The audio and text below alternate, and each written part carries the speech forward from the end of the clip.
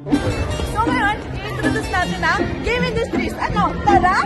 Tara! Dito, sa science, sa mga scientista, hindi lang magaling mag-aral, mga gamers din. Gusto na yung big brain.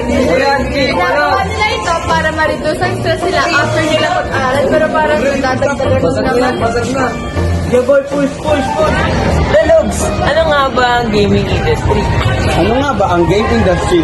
Ang game industry ay ang buong industriya na kumakatawan sa paggawa at pagpapublish ng instrumento at monetization ng video game.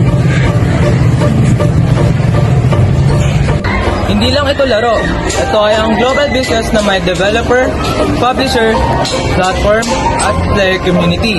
May segment din tulad ng console, PC mobile, esports, streaming, at emerging tech tulad ng VR, AR, cloud gaming, at metaverse.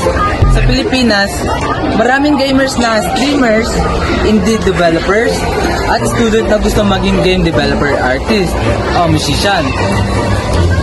Trick na naman. Overall, ito ay creative and teach industry na may art, music, technology, and health at social aspect na nag-a-apekto sa buhay ng mga gamers.